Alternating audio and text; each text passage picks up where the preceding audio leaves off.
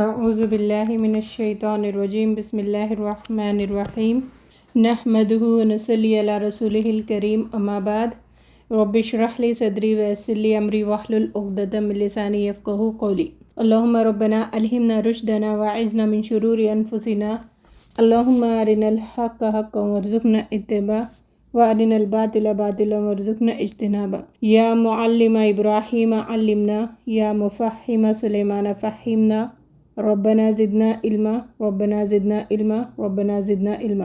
معزز سامعات اور راہ حق کے بہترین ساتھیوں، السلام علیکم ورحمۃ اللہ وبرکاتہ۔ وعلیکم السلام ورحمۃ اللہ وبرکاتہ۔ وعلیکم السلام السلام ورحمۃ اللہ وبرکاتہ۔ جیسے کہ آپ سب کو پتہ ہے، کل ہم نے سورہ النازعات کی تفسیر کا آغاز کیا تھا۔ اس میں اللہ رب العزت نے موت کے حالات ذکر کر کے انسانوں کو ڈرایا، تو میں نے سوچا کہ یہ جو موت ہے اس ٹاپک پہ بھی روشنی ڈالی جائے، کیونکہ بہت سے مسکنسیپشنز بھی ہے لوگوں میں، اور اچھی موت بری موت کیا ہوتی اس کے بارے میں بھی لوگوں کو اتنا علم نہیں ہے جتنا ہمیں قرآن اور حدیث دیتا ہے۔ قرآن نے موت کے وقت سے ہمیں ڈرایا ہے۔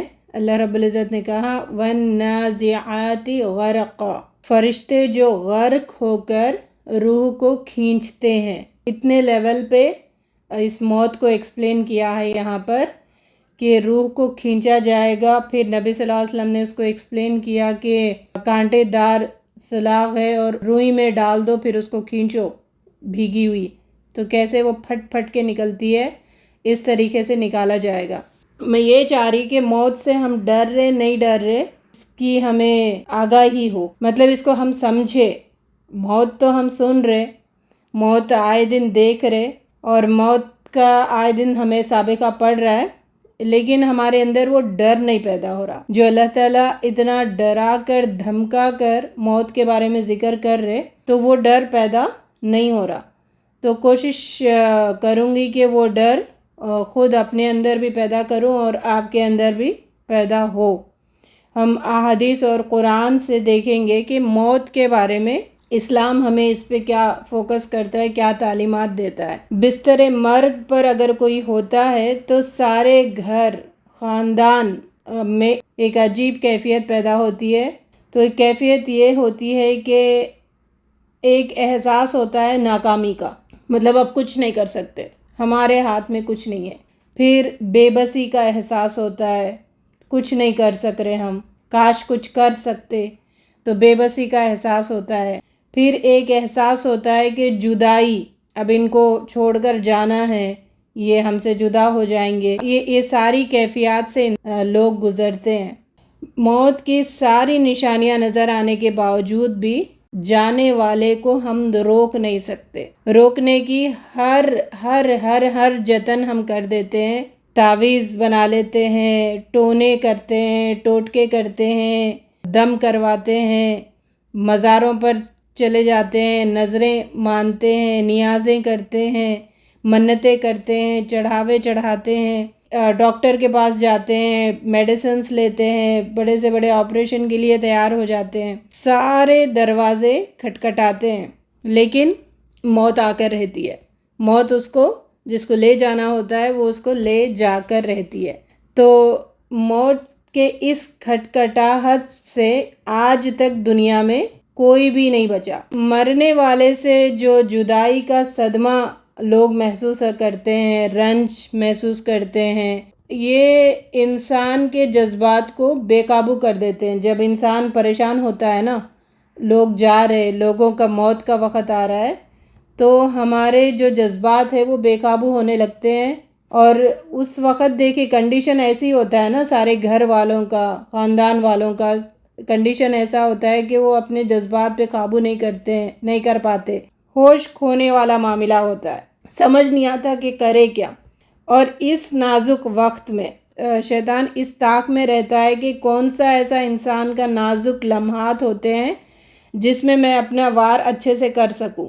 تو یہ بستر مرگ میں انسان ہوتا ہے، سارے خاندان پریشان ہوتا ہے، وہ ایک نازک لمحات ہوتے ہیں، اور اس نازک لمحات میں اگر ہم نے ہوش حواس سے کام نہیں لیا، اپنے جذبات کو قابو نہیں کیا، تو شیطان پھر اس پر حملے کرتا ہے، ہمیں اپنے دین سے دور کرنے کی کوشش کرتا ہے، ایمان سے دور کر دیتا ہے۔ اسی لیے ہم دیکھتے ہیں اس وقت جو اپنے ہوش و حواس میں نہیں رہتے وہ رونے پیٹنے لگتے ہیں، نوحہ کرنے لگتے ہیں، ماتم کرنے لگتے ہیں، کپڑے پھاڑتے ہیں، منہوں پہ مارتے ہیں، بال نوچتے ہیں، سینہ نوچتے ہیں۔ ایسی ایسی حرکتیں ہم دیکھتے ہیں کہ جس کو حرام کہا ہے اسلام نے، اور چہرے پر مارنا، خاص قسم کا لباس پہننا، ان گمراہیوں میں انسان پڑ جاتا ہے۔ اگر ان نازک لمحات میں ہوش سے ہم نے کام نہیں لیا تو پھر ان کبیرہ گناہوں میں انسان پڑ جاتا ہے، اور بعض وقت ایمان سے ہاتھ دھونے کے بھی لالے پڑ جاتے ہیں۔ شرک میں یہ نظر نیاز تعویذ گنڈے ان میں پڑھ کر انسان اسلام سے بھی خارج ہو جاتا ہے، شرک میں بھی مبتلا ہو جاتا ہے، ایمان سے بھی ہاتھ دھونے والا ہو جاتا ہے۔ تو ان حالات میں اسلام ہمیں ٹیچ کیا کر رہا ہے؟ ہوش میں رہو، اس وقت جو آپ کو کرنا ہے، جو اسلام ٹیچ کر رہا ہے وہ تعلیمات اپناؤ، آپے سے باہر مت ہو جاؤ۔ اللہ رب العزت نے جو ہمیں زندگی دی ہے اس کا ایک وصول ہے۔ اس کا ایک وصول کیا ہے؟ جو آیا ہے دنیا میں اس کو جانا ہے، جو بھی جان رکھتا ہے اس کو ضرور واپس جانا ہے۔ موت بڑی ایک بے رحم اور تلخ چیز ہے، بہت ہی کڑوی چیز ہے، بے رحم چیز ہے، اور عجیب بات ایک نظر آتی ہے نا، سوچے عجیب بات کیا ہے کہ آئے دن ہم لوگوں کو کفناتے ہیں، دفناتے ہیں، اور پورا پروسیس ہم اپنے آنکھوں کے سامنے دیکھتے ہیں، اپنے ہاتھوں سے کرتے ہیں، لیکن لمحہ بھر کے لیے بھی ہم یہ خیال نہیں کرتے کہ یہ جو اس میت کے ساتھ بے بسی کا عالم ہو رہا ہے نا، اس طریقے سے وہ لیٹا پڑا ہے، وہ اپنے اوپر سے مکھی بھی نہیں اڑا سک رہا ہے، وہ اپنے کپڑے بھی سیدھے نہیں کر سک رہا ہے، وہ کروٹ بھی نہیں لے سک رہا ہے، وہ نہ بول سک رہا ہے، نہ بیٹھ سک رہا ہے، نہ اٹھ سک رہا ہے، تو یہ عالم ہمارے اوپر بھی آ سکتا ہے نا۔ ملک الموت ادھر آئے تھے، وہی ملک الموت ہمارے پاس بھی آ سکتے تھے۔ اس وقت ہم نہیں ہیں اس پوزیشن میں، دوسرا کوئی ہے اور ہے، تو یہ اللہ تعالیٰ یہ لمحہ کیوں دے رہے ہیں ہمیں؟ تاکہ تم جو زندہ لوگ ہو غور کرو، اگر تم بھی اس کنڈیشن میں ہو سکتے، تمہارے پاس بھی اس وقت ملک الموت آ سکتے تھے، اور تم بھی اسی بے بسی کے عالم میں وہاں پر پڑے رہ سکتے تھے، لیکن تمہیں ابھی نہیں رکھا، تمہیں ابھی زندگی دی ہے اللہ تعالیٰ نے، تمہاری ابھی سانسیں چل رہی ہے، مطلب اور مہلت مل رہی ہے، تو آگے جتنی زندگی مل رہی ہے اس کو اللہ کی رضا میں تم صرف کرو، یہ میسیج ہوتا ہے۔ کہیں پر بھی موتیں میں ہم چلے گئے، موتوں میں تو جانا چاہیے، 5 حقوق میں سے ایک حق ہے نا کہ میت میں شامل ہو، جنازوں میں شامل ہو، تو جانا چاہیے۔ جہاں پر بھی میت کی خبر سنیں، موت کی خبر سنیں تو ضرور جانا چاہیے تعزیت کے لیے، موت کو دیکھنا چاہیے تاکہ ہمارے اندر موت زندہ رہے، موت کا جو جذبہ ہے نا وہ زندہ رہے، موت مرے نہ ہمارے اندر۔